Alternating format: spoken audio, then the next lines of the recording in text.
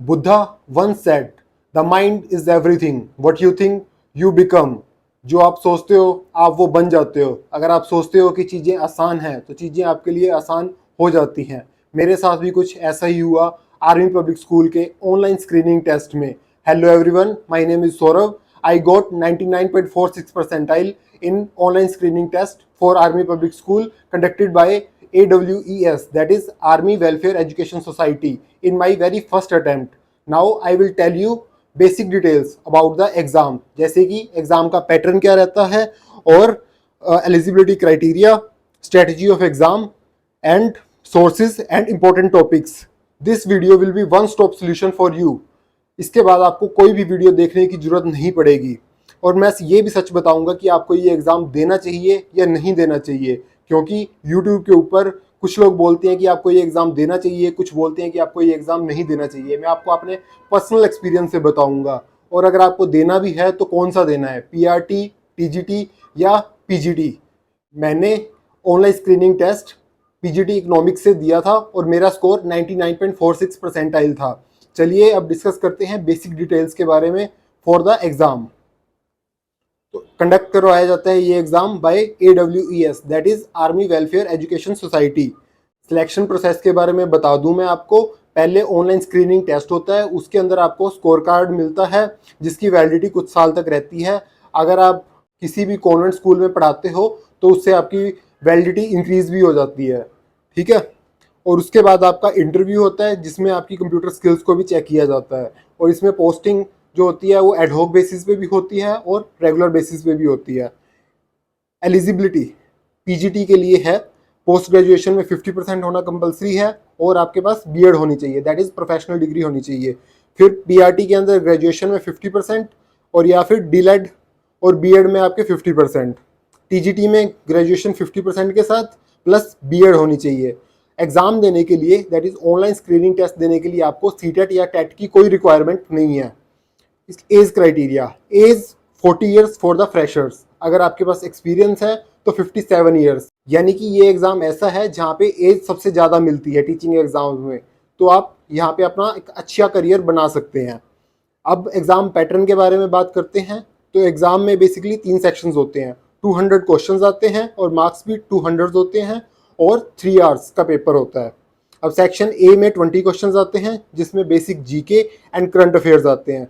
Section B में 20 questions जिसमें pedagogy, RTE that is right to education act, NEP that is national education policy, CDP child development and pedagogy and aptitude आता है। Section C में 160 questions होते हैं जो basically आपकी academic proficiency check करते हैं। जैसे मैंने पीजीटी इकोनॉमिक्स दिया था तो उसमें 160 क्वेश्चंस इकोनॉमिक्स से रिलेटेड थे, ठीक है। ओवरऑल आपको 50% चाहिए टू गेट स्कोर कार्ड, ठीक है। आपको बेसिक सोर्सेज बताऊंगा जो मैंने फॉलो किए थे, जिसे आप भी फॉलो कर सकते हैं और मेरी तरह हाई स्कोर गेट कर सकते हैं, ठीक है। तो बेसिक जीके के लिए आप लूसेंट पढ़ सकते हैं और करंट अफेयर्स के लिए स्पीडी की एक बुक आती है, आप उसे रेफर कर सकते हैं। एंड पेडागोजी एंड CDP के लिए बुक आती है संदीप कुमार की, आप उसे भी रेफर कर सकते हैं। अदरवाइज आप कोई भी यूट्यूब पे CDP की कोई भी मैराथन क्लास होती है उसको देख सकते हैं और उसके बाद ज़्यादा से ज़्यादा आप MCQ सोल्व कर सकते हैं। और MCQ सोल्व करने के बाद आप जो भी आपके क्वेश्चंस गलत होते हैं उनके आप नोट्स बना सकते हैं, ठीक है। इसके बाद एकेडमिक प्रोफिशिएंसी, यानी कि मेरा जो सब्जेक्ट था इकोनॉमिक्स, उसके लिए अगर आपको मैं सोर्स बताऊं तो एक ही सोर्स है, वो है उपकार की बुक जो कि UGC नेट की बुक आती है, उसको आप रेफर कर सकते हो। इसमें बेसिकली आपको MCQs की प्रैक्टिस बहुत ज़्यादा करनी है।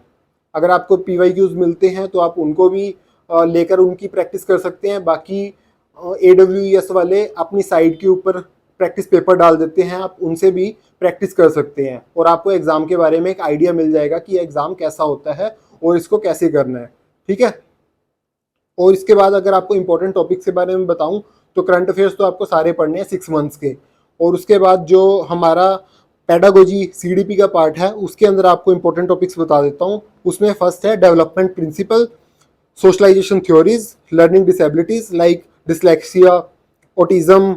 उसके बाद हमारे को थ्योरीज पढ़नी है like theory of Erik Erikson, Freud, theories of emotions, Vygotsky, पियाजे, कोलबर्ग, ब्रूनर।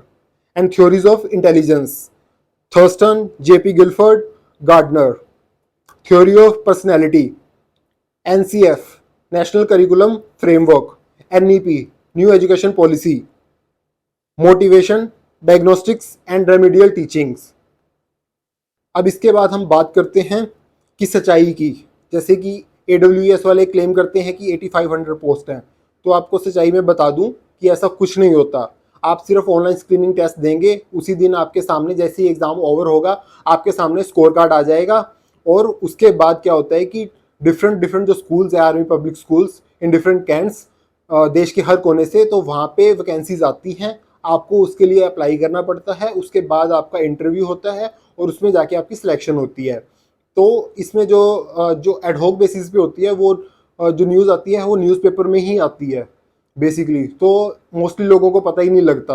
और ये भी कहा जाता है कि थोड़ा यहाँ पे बायसनेस भी रहती है। मैं खुद नहीं कह रहा ऐसा कि मैंने कोई इसका प्रूफ किया है कि यहाँ पे बायसनेस होती है, पर ये सुनने में आया है कि यहाँ पे आर्मी में बायसनेस रहती है थोड़ा सिलेक्शन के टाइम पे, तो आप अकॉर्डिंगली देख सकते हैं। बाकी जैसे मैंने PhD का एग्ज़ाम दिया था, तो अभी तक मैं बता दूं कि 1 साल के अंदर मैंने लास्ट ईयर दिया था, तो अभी तक टोटल मतलब कुल मिला के 5 या 6 वैकेंसीज आई होंगी इकोनॉमिक्स की। वो भी बहुत दूर दूर लोकेशंस पे आती हैं। मतलब आप सोचते हो कि यार इतनी दूर क्यों ही जाना, कोई और ऑप्शन देख लेते हैं, ठीक है। बाकी अगर आप चाहो तो मैं आपको एक सजेशन दे सकता हूँ कि अगर आप देने ही वाले हो आर्मी पब्लिक स्कूल का टेस्ट, तो आप PRT का दो।